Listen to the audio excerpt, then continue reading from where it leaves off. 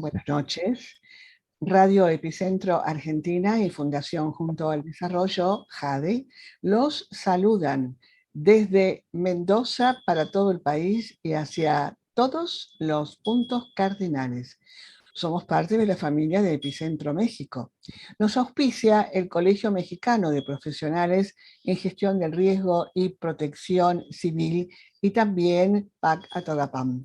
Desde México nos brindan su apoyo logístico Héctor Paz Díaz y el licenciado Eric Álvarez. En Mendoza, nuestro productor, Marcelo Piatti, y yo, Gloria Braschi, una servidora. Bueno, como cada 15 días, los miércoles, tenemos siempre algún invitado muy interesante para aportar sus conocimientos, su experiencia. Y bueno, acá tenemos que agradecer, pero profundamente, al doctor, bueno, es realmente una eminencia, al doctor Miguel Tornelo, que él, bueno, dentro de sus múltiples ocupaciones, ha podido estar un rato con nosotros. Buenas tardes, Miguel, muchísimas gracias por estar aquí. Muy amable, muchas gracias. Buenas tardes Gloria, gracias por la invitación. Un saludo a todos los oyentes. Muchas gracias. Bueno, te voy a presentar. El doctor Miguel Tornelo es ingeniero en construcciones en la Universidad Tecnológica Nacional, doctor en Ingeniería, Universidad Tecnológica Nacional, especialista en estructuras de hormigón armado. Esto lo obtuvo en el Politécnico de Milano, en Italia. Especialista en docencia universitaria en la Universidad Nacional de Cuyo. Especialista en estructuras sismo-resistentes por la Universidad Tecnológica Nacional. Y por si esto fuera poco, en investigación se ha destacado una enormidad.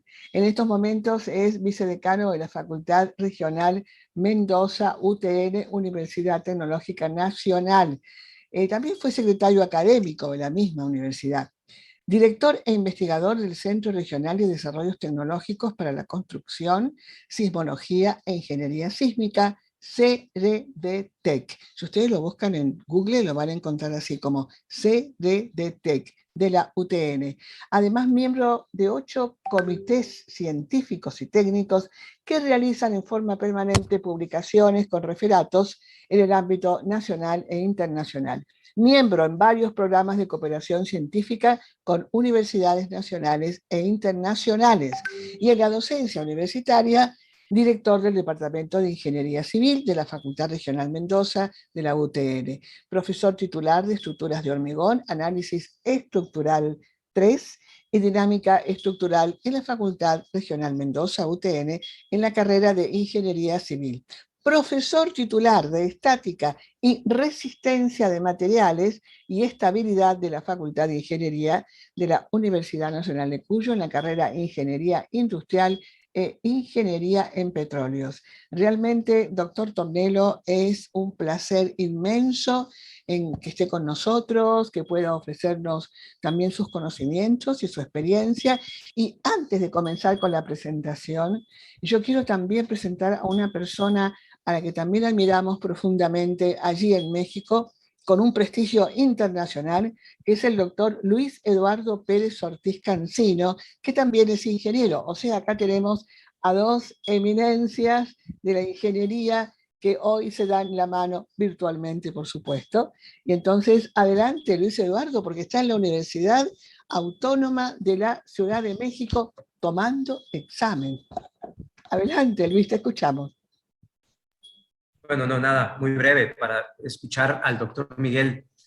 Aquí estamos en la materia de vulnerabilidad estructural de la Universidad Autónoma de la Ciudad de México. Muy contentos de escucharte, doctor. Gracias, Gloria, gracias a todas y a todos. Gracias. Muchas gracias, Luis. Bueno, doctor Tornelo, cuando usted quiera nomás, la pantalla es suya y, por supuesto, las personas que están asistiendo a esta exposición. Adelante, por favor. Bueno, muchas gracias.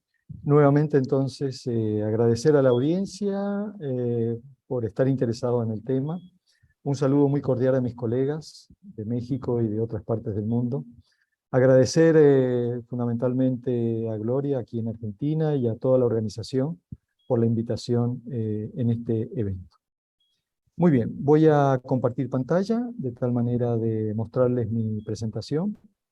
Adelante. Esto en particular le he llamado riesgo sísmico y básicamente como un subtítulo de seguridad debida a resiliencia. Atento a que en particular hoy en día el espíritu y fundamentalmente la filosofía de los reglamentos que de alguna manera rigen la seguridad de nuestras estructuras, además de otras variables, por supuesto, como son materiales, como son calidad de la construcción, hoy en día está cambiando bajo este concepto. Es decir, no descartamos la seguridad de vida, pero sí le damos un mayor énfasis a lo que es la resiliencia. Voy a empezar con algunas definiciones que posiblemente las personas ya conozcan. Y la primera reflexión es que los terremotos son, después de los huracanes, aquellos fenómenos naturales que producen la mayor cantidad de pérdidas económicas y también de vidas humanas. Esto ocurre fundamentalmente en muchos países en las cuales sus ciudades y grandes centros conglomerados están insertos en estos lugares. Las siguientes fotografías muestran estas evidencias. Esto que les estoy mostrando, por supuesto, muchos de ustedes lo conocerán, es el terremoto de Kobe de 1985, perdón, de 1995, terremoto de Alaska de 1964, terremoto de Haití, fundamentalmente con enormes pérdidas económicas, pero también enormes pérdidas de vidas. Y quizás esta foto que puede ser impactante es lo que a veces ocurre en los terremotos, es decir, los terremotos prácticamente nos dejan sin nada en aquellas regiones que son fuertemente vulnerables. Podemos de estas fotografías fundamentalmente citar muchísimas. Voy a hacer algunas referencias. Uno de los antecedentes históricos en nuestro país es el ocurrido a escasos 180 kilómetros de donde yo habito y donde está nuestra universidad, que es la provincia de San Juan, donde un terremoto en 1944 dejó la ciudad prácticamente devastada, como la que pueden ver aquí. Esta es la foto de un estadio de fútbol que existía en esa época y esta es la situación en la cual quedó después del terremoto del 44. En nuestra ciudad, el terremoto ícono fundamentalmente es el terremoto de 1861, donde es el terremoto caracterizado por la mayor cantidad de muertos que registra.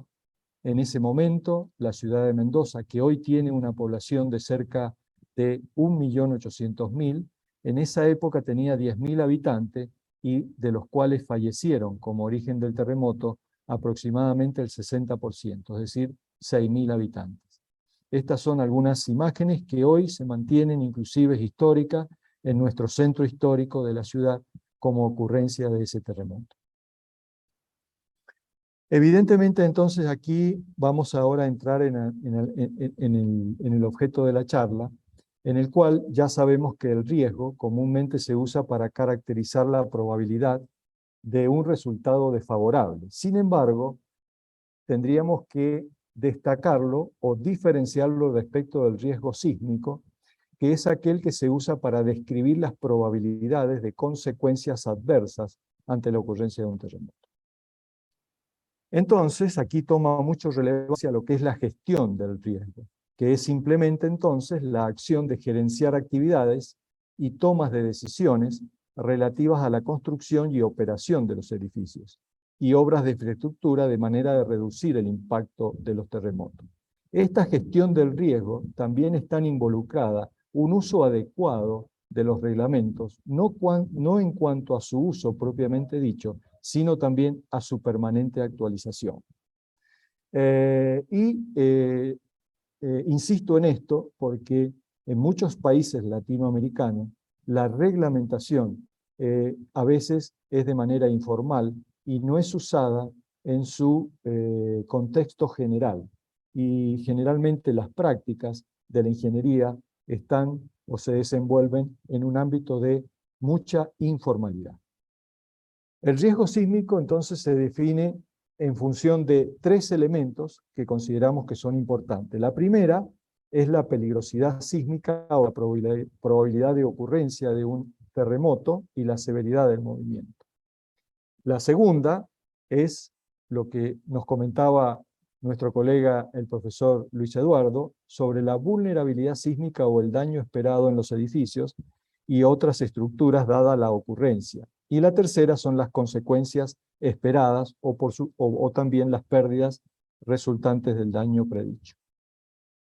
Entonces, la peligrosidad sísmica y el riesgo sísmico, en este caso, la primera es la ocurrencia esperada de eventos sísmicos futuros, y el riesgo sísmico son las consecuencias esperadas de eventos sísmicos futuros. Por lo tanto, el riesgo es un producto de peligrosidad, de exposición y de vulnerabilidad. Entonces, otras definiciones del riesgo sísmico indican que es la probabilidad que las consecuencias sociales y económicas que puedan producir un evento sísmico iguale o exceda ciertos valores especificados en un determinado sitio o en una cierta área. Entonces, para ello necesitamos conocer o necesitamos disponer de lo que llamamos modelos de riesgo sísmico, que implica fundamentalmente tener una data de la sismicidad histórica, de los registros instrumentales, de la geología local y de la tectónica regional. Anexo a esto, también es conveniente mencionar qué es lo que es una amenaza sísmica. Bueno, todos lo sabemos, pero aquellos que están un poquito ajenos a esta especialidad, es la medida que cuantifica la ocurrencia de futuros eventos sísmicos y de acciones sísmicas asociadas a dicho evento. Por ejemplo, existe un 20% de probabilidades que un cierto evento sísmico de una determinada aceleración sea excedido en un tiempo determinado. En el caso del ejemplo, 50 años.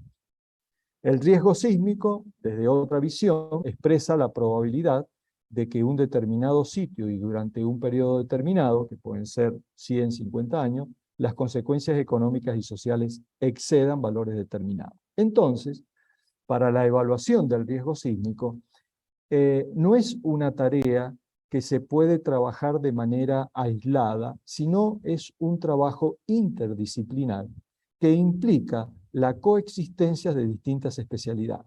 Es necesario conocer una tectónica regional, es necesario conocer una geología local, es necesario conocer cuáles son las fuentes generadoras de los terremotos, hacer cálculos de probabilidades, tener datos de las cargas sísmicas en el sitio, conocer las funciones de probabilidades y también conocer mapas de isoaceleración y zonificación.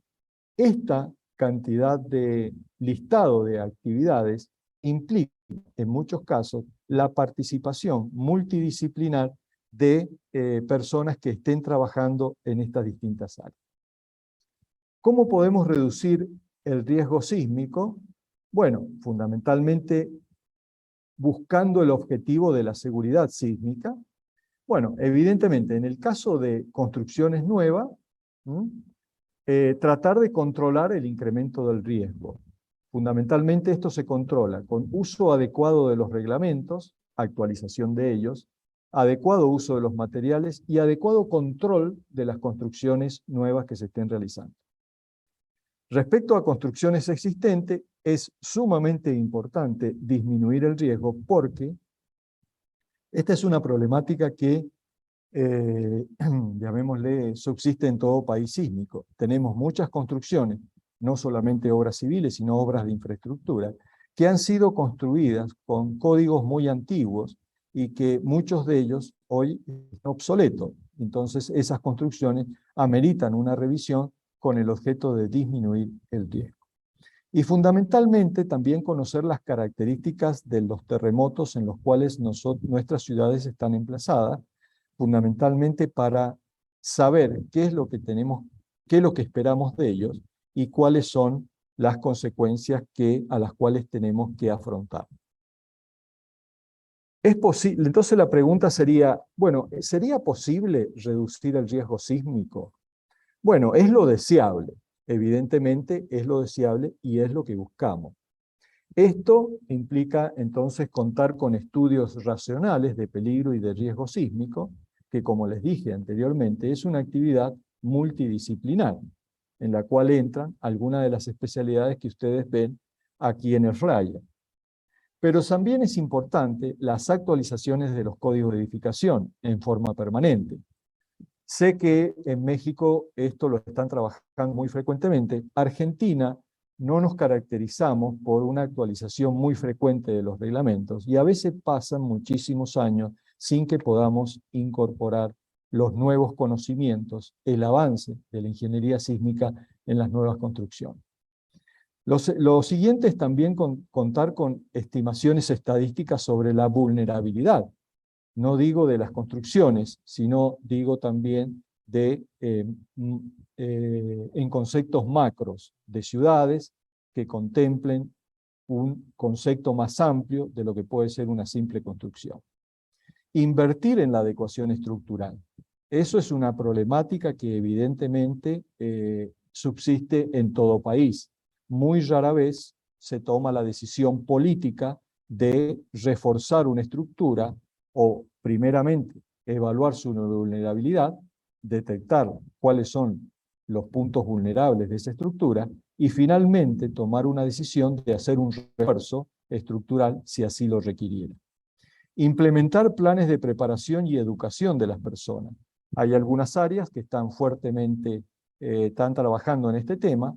En el caso de Argentina, esto nos cuesta muchísimo, porque nosotros tenemos periodos de recurrencia, a diferencia de Chile, muy distanciados, y realmente este trabajo se hace de manera muy asincrónica, yo diría. Y por último, desde las universidades tenemos la obligación de concientizar a las autoridades responsables que tienen que tomar decisiones. Aquí me ha precedido Gloria en la presentación, y con Gloria durante muchos años hemos trabajado en esta línea de tratar de concientizar a aquellas autoridades políticas o de carrera que tienen que tomar decisiones en este aspecto, y es un aspecto no menor porque cuesta muchísimo este trabajo. Hay una serie de componentes que podemos ir trabajando desde la fase previa al desastre, entre las cuales se destacan identificación del riesgo, mitigación del riesgo, transferencia del riesgo y preparación de los desastres. Cada una de estas instancias, ustedes ven que tienen distintas fases que podemos cumplir. Evidentemente no las voy a leer todas, pero si este material después ustedes lo quieren consultar, se los puedo poner a disposición. Si uno... Perdón, Miguel, disculpa un Sí. segundo nada más que te interrumpa. Yo le había dicho a Luis Eduardo que ellos pueden ir haciendo consultas, preguntas, Luis Eduardo, de acuerdo a lo que el doctor Tornelo va presentando.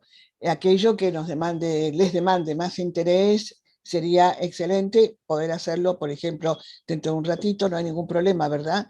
Nosotros tenemos hasta las 9 nuestra transmisión, pero podemos hacer después una pausa, Miguel, para que las personas hagan sus consultas. ¿Están de acuerdo? ¿No? ¿Les parece? Bueno, ahí Yo estoy están. de acuerdo. Cuando quieras, Luis, cuando quieras, puedes interrumpir. Puede interrumpir. No hay problema. Muchas gracias. Bien, entonces Adelante. les decía que esta etapa es sumamente importante, que es la fase previa al desastre, de las cuales tenemos 4 fases en las cuales podemos trabajar. Y hay una fase post-desastre, ¿por qué no? Como es, por ejemplo, la respuesta a la emergencia y la rehabilitación y construcción. Ahora, evidentemente aquellos que trabajamos en estas áreas buscamos y aconsejamos, inclusive a aquellas personas que tienen que tomar decisión, trabajar sobre la fase preventiva. Es decir, sobre la fase preventiva tiene fundamentalmente distintas ventajas, no solamente desde el aspecto económico, porque evidentemente nos ahorraríamos evitar muchas pérdidas económicas si se trabaja fundamentalmente en la fase preventiva y no en la fase del post-desastre. Estas fases de post-desastre, como ustedes ven, ya tienen distintos pasos que hacen a actuar sobre una emergencia, como por ejemplo la asistencia humanitaria, como por ejemplo limpieza de reparaciones, evaluación de daño, movilización de recursos, etc. Por lo tanto, esta que está aquí, que es la primera fase que yo he indicado en color verde, como para darle una diferencia respecto al rojo, es una fase en la cual, con muy poca inversión, nos permitiría conocer y mejorar nuestra situación. Ahora, esto lo voy a compartir, si bien no es muy general, pero un poco también ustedes para que conozcan cuál es nuestra situación en el país. Respecto a la peligrosidad sísmica de Argentina, bueno, para que ustedes sepan, nosotros estamos emplazados en la zona que les estoy indicando aquí, en la zona oeste de Argentina, y está emplazada en la zona del cinturón del Pacífico. ¿Ok? Esta es la zona donde generalmente pueden ubicar la zona de Mendoza.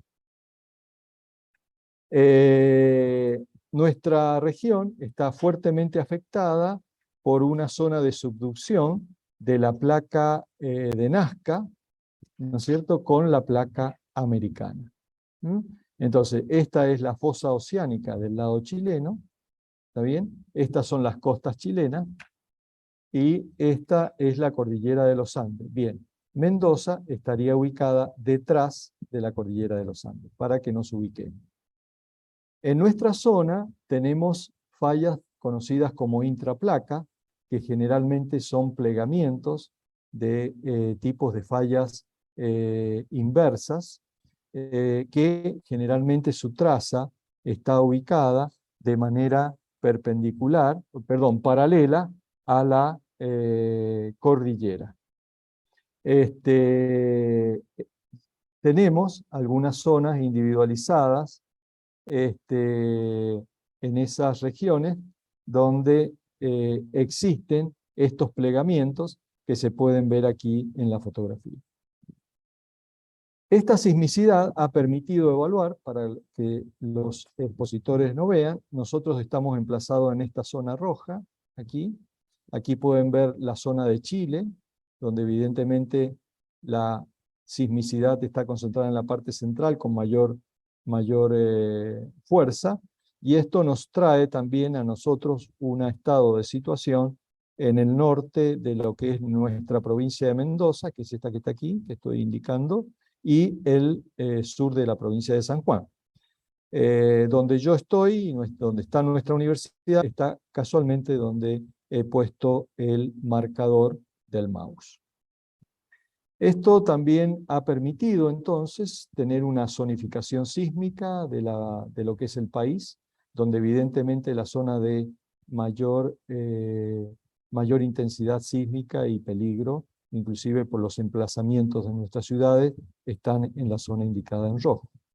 En este sector se ven la ubicación de algunos epicentros de terremotos históricos, donde fundamentalmente ustedes pueden ver en este sector que yo les estoy indicando, con el mouse, con el señalador, donde se emplaza la ciudad, donde viven aproximadamente 1.800.000 personas, y por lo tanto ustedes verán que los epicentros de sismos y de terremotos históricos están dentro de la ciudad. Dentro de lo que es nuestra provincia, nuestra universidad está aquí, en donde dice zona 4, se puede caracterizar donde la zona norte tiene una zona de mayor, llamémosle, peligrosidad sísmica, y va descendiendo hacia el sur de la provincia, digamos hacia el sur de lo que es la República Argentina. Se han realizado también estudios respecto a el riesgo sísmico y la peligrosidad en función de la escala de Richter, y uno puede ver de que, por ejemplo, la zona norte se esperan terremotos del orden de 6.8 en la escala de Richter, y después va descendiendo hacia la parte sur de lo que es la provincia de Mendoza. Contamos también en nuestros reglamentos, esto es un reglamento actual, con espectros de aceleración para las distintas zonas de la provincia de Mendoza. Si bien contamos con esta información, yo diría de manera bastante precisa, creo que todavía faltan algunos estudios de sitio en los cuales podamos afectar estos espectros para los diseños de nuestras estructuras asociados a problemas de sitio. Hemos realizado y tenemos estudios de microzonificación sísmica de lo que es la provincia de Mendoza. En esta zona que yo les estoy indicando en amarillo, aproximadamente viven cerca de 2 millones a 2 millones y medio de personas. Y esta microzonificación sísmica abarca distintos departamentos que conforman el Gran Mendoza, que están indicados en la parte inferior, y si algún día vienen a visitarnos, por supuesto, los llevaremos a conocer estas áreas. Hoy existe un proyecto llamado Unicipio que pretende fundamentalmente incrementar las zonas urbanas del Gran Mendoza y llevarlas a este contorno en amarillo que ustedes ven aquí. Por lo tanto, el gobierno de la provincia se encuentra en este momento abocada a estudiar y a extender los estudios de microzonificación que existen para estas regiones, extenderla para otras regiones que abarcan otras localidades vecinas a lo que es el actual desarrollo urbano de la ciudad, repito, donde viven aproximadamente 2 millones a 2 millones y medio de personas. Nuestras fallas geológicas, que están perfectamente individualizadas, por supuesto son fallas activas. Convengamos que las fallas activas son aquellas que han registrado algún movimiento sísmico o algún desplazamiento entre ellos en los últimos 1000 años. Son todas fallas que tienen sus trazas paralelas a la cordillera de los Andes. Son fallas locales, y que estas fallas locales son, en muchos casos, ocasionan terremotos mucho más peligrosos de los que vienen de la zona de subducción en el contacto de la placa de Nazca con la placa sudamericana. Estas fallas que ustedes ven aquí han sido perfectamente caracterizadas en cuanto a magnitud. Nosotros podemos esperar para estas fallas terremotos cuya magnitud están entre el grado 6 al grado 7, y aquí tienen los periodos de recurrencia, que era lo que yo les citaba. Tenemos periodos de recurrencia muy extensos, lo cual hace muy difícil trabajar en la conciencia sísmica de las personas que habitan la región. Estas fallas, evidentemente, tienen su correspondencia, es sumamente importante conocer. Todos conocemos la falla de San Francisco de 1900, que ocasionó el terremoto de San Francisco de 1906, donde allí se detecta en superficie esta falla de San Andrés y producen terremotos con desplazamientos fuertemente importantes. Es por ello entonces que para nosotros es sumamente importante conocer estas fallas locales que en muchos casos atraviesan la ciudad. Sobre ejemplos de esto hay muchos, como por ejemplo la falla de Darfur en Estados Unidos, que también se puso en evidencia en el terremoto del 9 de marzo del 2010, en el cual se producen desplazamientos que son sumamente importantes y cuyas trazas a veces no están manifestadas en superficie, pero que sí existen en profundidad. Fíjense que a la izquierda uno no detecta la falla, a la derecha no detecta la falla, sin embargo, los desplazamientos transcurrentes han ocurrido desde ese punto de vista. Estos son los tipos de fallas nuestras, son fallas catalogadas por los geólogos, que generalmente son fallas normales inversas, y de estas en nuestra zona hay una cantidad importante, y son estudiadas y están perfectamente clasificadas, fundamentalmente en su ángulo de inclinación, en su profundidad, etc. Bien, llamémosle entonces que la peligrosidad sísmica de los estudios que hemos hecho fundamentalmente en la provincia, prácticamente abarcan todas las zonas urbanas donde actualmente está emplazada nuestra ciudad. Yo digo en este aspecto, nuestro fundador histórico fue don Pedro de Mendoza, de allí viene el nombre de la provincia de Mendoza. Creo que desde el punto de vista sísmico le acertó, pero casi con precisión, a emplazar la ciudad justamente donde tenía la mayor peligrosidad sísmica. Si hubiera ido más al sur, quizás nuestra situación hubiese sido distinta. Por lo tanto, tenemos que convivir con esta realidad.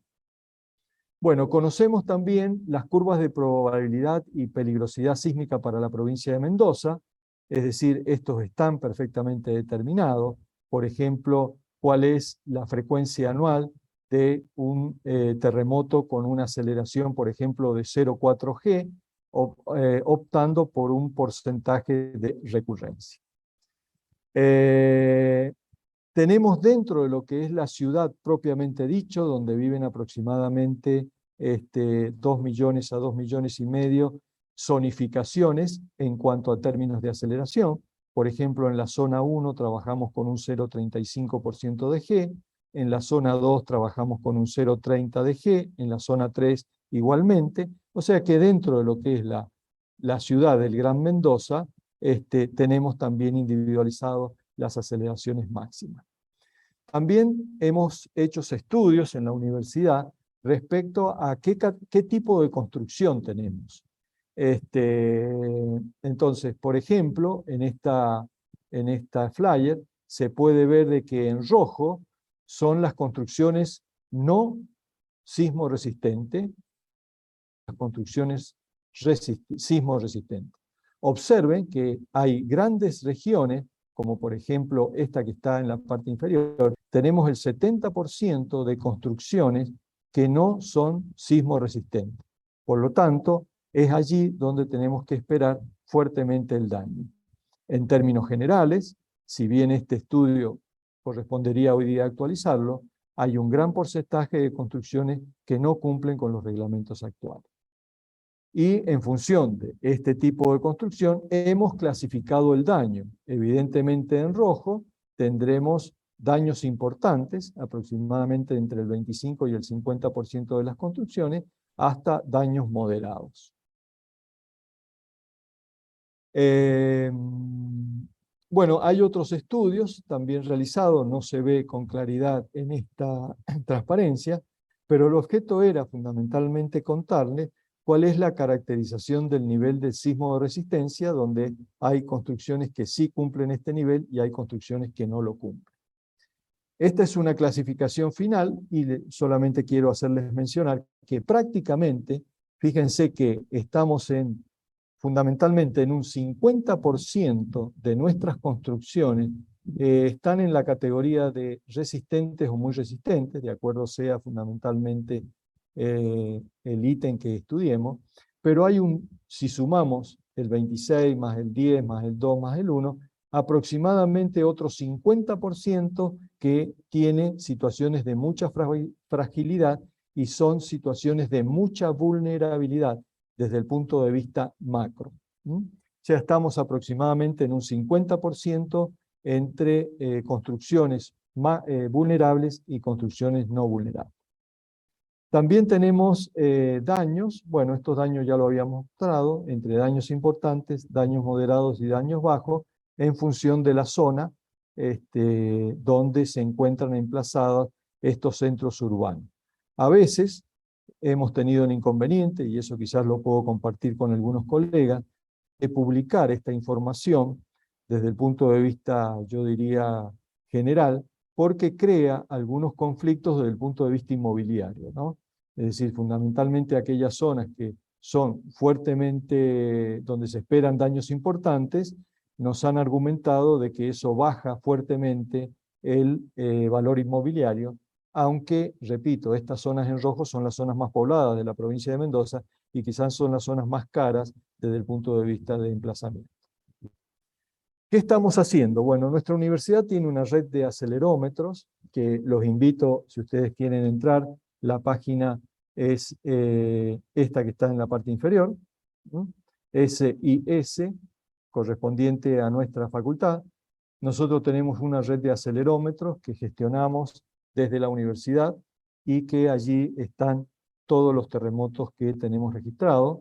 De hecho, el último, para ser reciente y compartir con ustedes, el día sábado pasado ocurrió un sismo de 5,4 grados, ubicado escasamente a 60 kilómetros de lo que es la ciudad propia de Mendoza. En este sector donde les estoy indicando es donde viven aproximadamente 2 millones y medio de personas, y el epicentro fue a 66 kilómetros.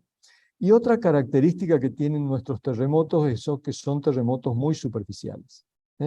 Son terremotos quizás que ocasionan daños muchos más que los terremotos de subducción, que son generalmente lo tenemos aproximadamente a 100 kilómetros de profundidad. En cambio, estos terremotos son los que ocasionan los terremotos de falla cercana. Aquellos terremotos de falla cercana tienen características que son muy distintos a los terremotos del tipo vibratorio.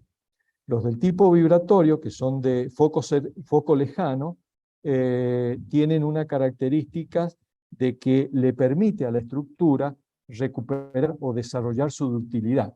En cambio, los terremotos de falla cercana, como los que tenemos en nuestra zona, asociados a fallas que son cercanas, tienen muy escasa posibilidad de generar la ductilidad y las conduce muy rápidamente al colapso. Este terremoto, que fue, repito, de magnitud 5.4,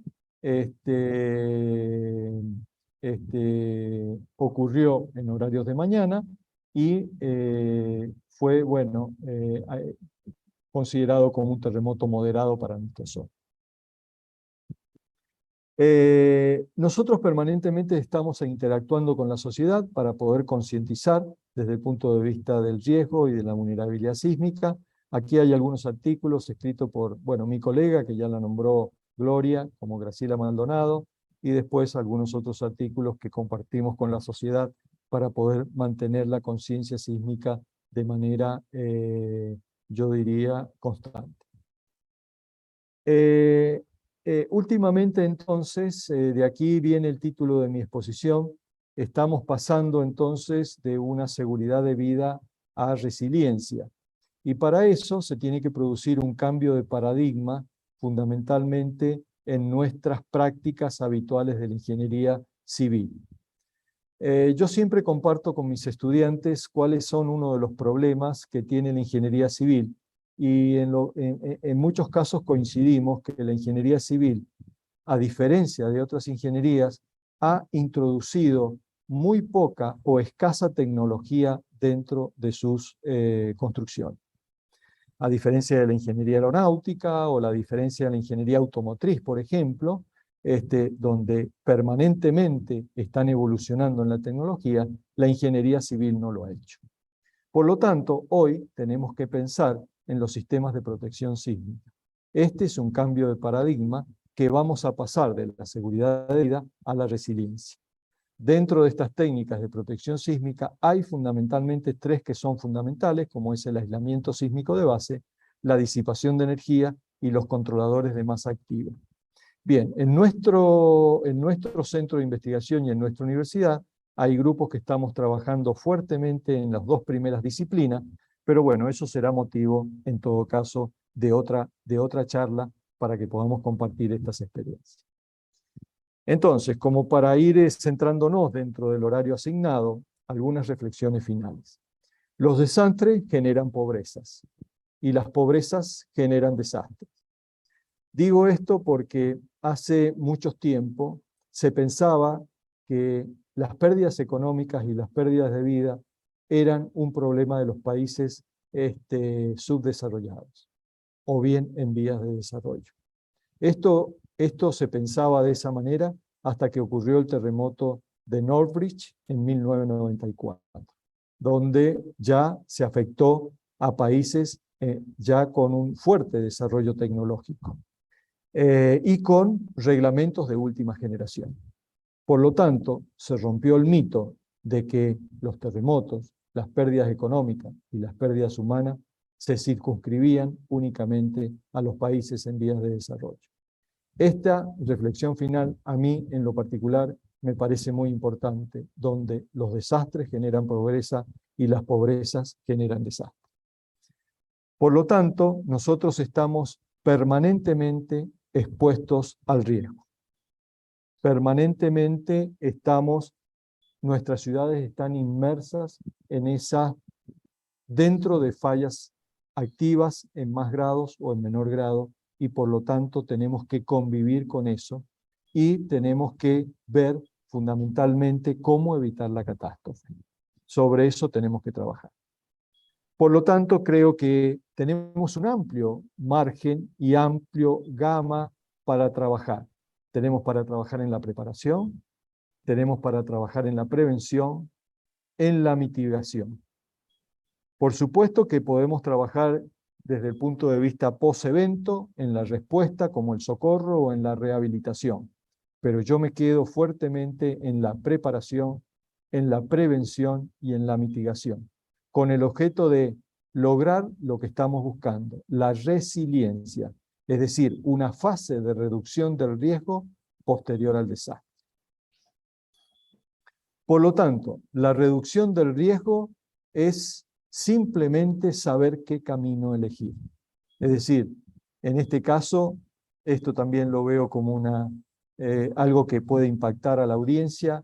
La advertencia es: elija correctamente el camino. Tenemos dos alternativas: invertir antes o pagar después. Creo que eso es un tema que debemos inculcar fundamentalmente a nuestras autoridades, a aquellas personas que tienen que tomar poder de decisión, a nuestras prácticas de la ingeniería, utilizar los reglamentos y fundamentalmente a nuestros jóvenes y a nuestros estudiantes. Tenemos que invertir antes para no pagar después. Así es que desde ese punto de vista, entonces, son mis reflexiones y, por supuesto, podemos ahora compartir una serie de opiniones, de preguntas sobre esta temática, y yo con esto cierro mi presentación para compartir con ustedes un diálogo que crean oportuno lo podamos hacer desde este ámbito. Así es que le agradezco enormemente la atención, y más que una charla que aporta un conocimiento, la he querido encarar más que todo a una charla desde el punto de vista de la reflexión en nuestras prácticas de la ingeniería. Muchísimas gracias, doctor Tornelo. Realmente, bueno, nosotros podemos apreciar que hay un gran interés en la universidad para que, bueno, esto se pueda también dar a conocer. Y es cierto lo que decía hace un ratito, que no se puede difundir públicamente mucho de todo esto porque empiezan los intereses inmobiliarios, turísticos, etcétera. Antes que daré la palabra al ingeniero Luis Eduardo Pérez Ortiz Cancino y también a los estudiantes, que puede ser también, acá tenemos unos saludos, Miguel, Margarita Estela Isidro García, que la conocemos todos, porque ella saluda desde Oaxaca, la capital de los sismos. También Maverick, Arturo Sánchez y otras personas más que se han acercado para escuchar. Bueno, Luis, te cedo el micrófono, la palabra. ¿Lo puedes habilitar, por favor? Gracias, Gloria. Gracias, Gloria. Gracias, doctor Miguel. Nosotros justamente estábamos observando varias cosas. Las primeras de ellas es que, bueno, la evaluación y el análisis de estructuras, como muy bien dices, incluye prácticamente todo el espectro de la gestión de riesgos. Los ingenieros civiles estamos muy acostumbrados al diseño y construcción, pero también evaluar estructuras existentes, estructuras transformadas, con el propósito de construir mapas de vulnerabilidad, con el propósito de en México elaborar planes de programas de gestión de riesgos y protección civil a nivel de los inmuebles. Nos ocurrió algo que tú muy bien mencionabas: en 2017 colapsaron edificios por cambio de rigideces, planta baja débil, y la gente tratando de evacuar quedó atrapada y fallecieron justamente dentro de la planta baja débil. Eso nos ha llevado a la reflexión sobre qué es lo que hay que hacer cuando ocurre un sismo, ¿no? Y eso lo ligo yo con otro aspecto que queríamos preguntarte también, que tiene que ver con el rescate en estructuras colapsadas. Una estructura habitualmente colapsa con patrones previamente definidos. Es decir, podemos saber cómo colapsó, incluso cómo va a colapsar una estructura en caso de que se vea superada. Y a los rescatistas, en ocasiones, no se les dota de ese conocimiento para poder definir cuál es el tipo de estructura, qué características, qué tipo de colapso es, y cómo buscar los espacios vitales aislados, que es donde puede haber personas con vida. Entonces, bueno, es muy amplio el espectro, por supuesto, la evaluación de daños para las 4 R's: reparar, reforzar, reconstruir o reubicar. Y finalmente, pues todo lo que implica el proceso de reconstrucción ya propiamente dicho a nivel de detalle. Entonces, de repente nos encontramos que hay que evaluar 100,000 casas o 20,000 casas después de un sismo. Entonces, queríamos preguntarles en estos aspectos, que es muy amplio el análisis de la vulnerabilidad de las estructuras, estos eventos que han tenido, cómo los han afrontado en cuanto a que de repente todo el mundo quiere que evaluemos su estructura. Y en ocasiones sí tienen daños y hay que tomar decisiones de las 4 R's, pero en ocasiones no es así. Entonces queríamos saber su opinión. Y la otra, un tema que nos llama mucho la atención de su espectro de diseño, es que ustedes están del punto 1 de segundo, me parece, a 1 segundo. Y aquí en la Ciudad de México nos movemos hasta 2 segundos y más, justamente por los suelos blandos y por los sismos de foco lejano, ¿no? Entonces, nos llamó mucho la atención esos aspectos. Gracias, doctor, te escuchamos.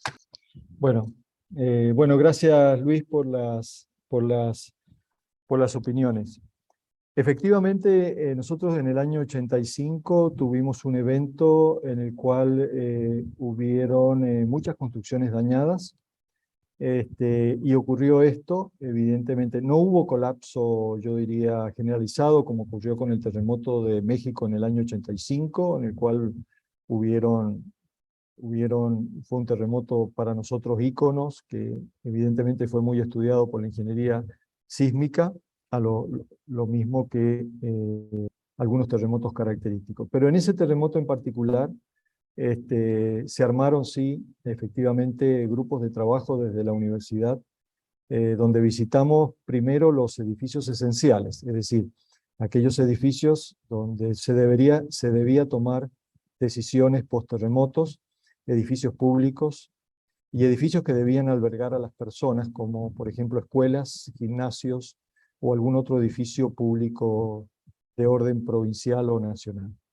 Y efectivamente nos encontramos, y aquellos edificios, bueno, eso ya forma parte, por supuesto, de un plan post-terremoto, que lo podemos discutir en otro momento, pero sí allí clasificamos aquellos edificios que podían seguir o podían albergar a las personas o podían seguir siendo utilizados, de aquellos edificios que requerían reparación, de aquellos edificios que deberían ser abandonados, y de aquellos edificios que deberían ser demolidos. En general allí hay un plan de contingencia, generalmente preparado por los gobiernos nacionales o provinciales en este caso, y en este caso la universidad colabora fuertemente con esa acción. Por lo tanto, coincido contigo en que esto que planteas, Luis, es plantear fundamentalmente ante un evento, post-evento. Y cuando trabajamos en post-evento, realmente nos encontramos con la dificultad de trabajar con la falta de tiempo, las respuestas a corto plazo, la falta de equipamiento, la falta de asistencia médica, social, etc. Si bien esto ocurre, y es una realidad para muchos de nuestros países, insisto que tendríamos que trabajar de manera más ordenada, más racional y más distribuida a lo largo del tiempo, de manera preventiva. Creo que eso nos permitiría tomar acciones futuras de manera más planificada y poder clasificar aquellas construcciones que están en riesgo. ¿Y por cuáles deberíamos empezar? Por las que acabo de mencionar, es decir, edificios esenciales. Hoy tenemos muchos edificios ocupados por la administración pública, que va a tener la responsabilidad fundamentalmente de tomar decisiones post-terremoto que están ocupando edificios que no están en condiciones, digamos, desde el punto de vista estructural. Y eso es un trabajo permanente. Es un trabajo permanente. Nosotros hace algunos años, que Gloria también participó, logramos largar una carta de intención para la ciudad de Mendoza, donde allí estaban cuáles eran las acciones que debía tomar el gobierno de manera inmediata, de manera a mediano plazo y a largo plazo.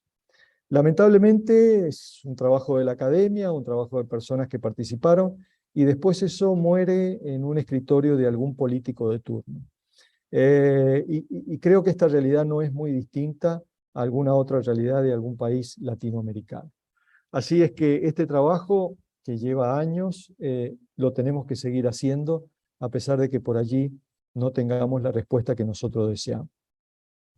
Lo segundo, respecto a los espectros, sí, efectivamente, nosotros tenemos básicamente 3 o 4 tipos de suelos, en los cuales hoy están caracterizados básicamente por velocidad de onda de corte y por la profundidad a 30 metros.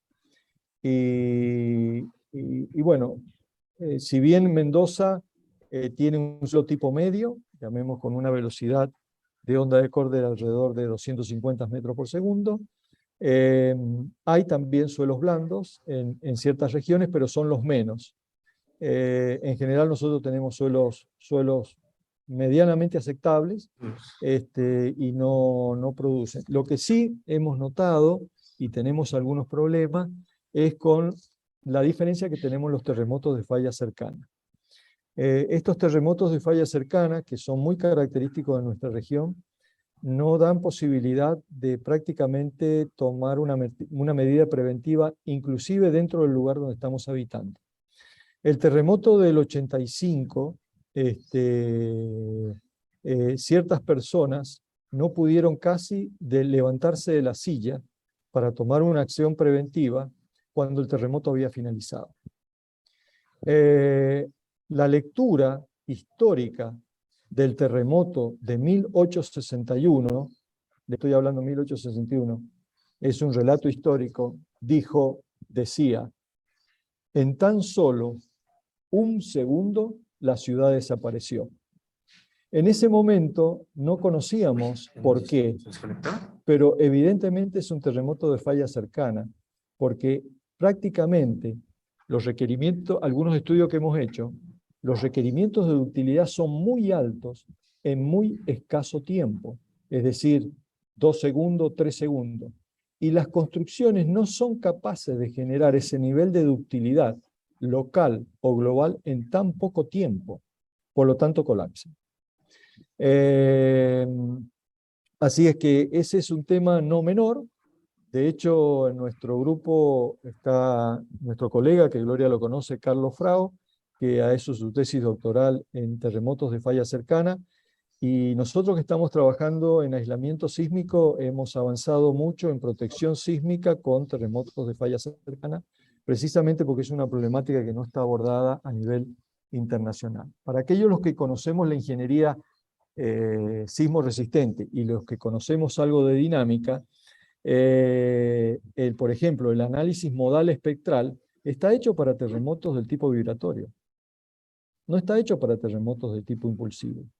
El terremoto de tipo impulsivo, prácticamente el modo predominante es el primer modo, y los otros modos no deberían considerarse. Entonces, yo siempre le digo a mis estudiantes, si ustedes quieren ser famosos, tienen la oportunidad de inventar un método de análisis dinámico para terremotos de falla cercana. Yo no lo he hecho, por supuesto, pero bueno, espero que algún día alguno de mis estudiantes que son más notables que yo lo puedan lograr. Gracias, doctor. No, al contrario, Luis. Hablando de estudiantes, Moisés tiene una breve pregunta, muy breve, porque sí, como no, Moisés. Claro, gracias. Un placer, doctor. Mi pregunta, bueno, son 2 preguntas que nos hemos planteado. La primera ya ha sido respondida. Si ustedes cuentan con un sistema de alertamiento temprano Y posterior a esta, si ustedes han manejado o cuentan también con un atlas de riesgos unificado. Sí, tenemos, bueno, respecto a la primera pregunta, Moisés, la verdad que hemos tenido distintas reuniones con el gobierno de la provincia para poner algunas alarmas tempranas, pero la verdad, Moisés, que con los terremotos que tenemos no tiene sentido. O sea, te repito, cuando ocurre el terremoto no te da tiempo a levantarte de la silla. Los relatos históricos, repito, insisto, dicen que uno los lee y son muy interesantes, relatan de que prácticamente en un segundo desapareció la ciudad. Por lo tanto, tener una alarma temprana no tiene sentido, porque yo les expliqué que tenemos terremotos muy cercanos, 10 kilómetros, lo tenemos debajo de los pies. La onda P llega muy rápido y la onda S llega escasamente a los 2 o 3 segundos de la onda P. Por lo tanto, no hay tiempo a reaccionar. Por lo tanto, para nosotros no funcionarían las alarmas tempranas, por lo menos en nuestra región. Y lo segundo, sí, tenemos algunos mapas de vulnerabilidad hechos, no están del todo, yo diría, terminados, pero sí hay algunos estudios que fue hecho por el gobierno nacional a través de un grupo de Colombia que utilizó el software CAPRA, en el cual determinaron este grado de vulnerabilidad. Creo que ahí lo perdimos a Luis, pero bueno, no importa. Estás muteada, Gloria. Qué pena. Bueno, ya estamos llegando casi al final, Sí. nos quedan 4 minutos nada más. De todas maneras, ya han quedado, digamos, conectados, ¿Cómo no? ya han conocido, y eso ¿Cómo no? también es muy interesante porque también es una tarea que Radio Epicentro, Argentina y los otros epicentros también lo tienen como misión, ¿no? Ir Sí. articulando, ir conectando, ir conociéndonos mucho más, sobre todo en América, ver cómo estamos haciendo las cosas. Luis Eduardo, te habíamos perdido, estábamos Pero ya casi está, casi en cerrando. Agradecemos mucho la intervención tuya y también de los alumnos. Muchas gracias, Héctor Hidalgo Ramos. Muchas gracias, Marcelo Piatti. Muchísimas gracias, doctor Miguel Tornelo. Ha sido realmente un encuentro estupendo, sinérgico, y lo vamos a poder repetir en otros momentos. ¿Cómo no? Muchísimas gracias. Nos vamos despidiendo entonces de todos de Epicentro Argentina para regresar también con más novedades para aprender de aquellos que saben, que estudian, que están permanentemente en la novedad para brindarnos un mundo más seguro para todos y, sobre todo, resiliente. Buenas noches y muchísimas gracias. Ha sido algo hermoso, Miguel. Muchas gracias. Luis Eduardo, gracias Marcelo Piatti en la producción y hasta pronto. Hasta pronto. Gracias. Hasta pronto.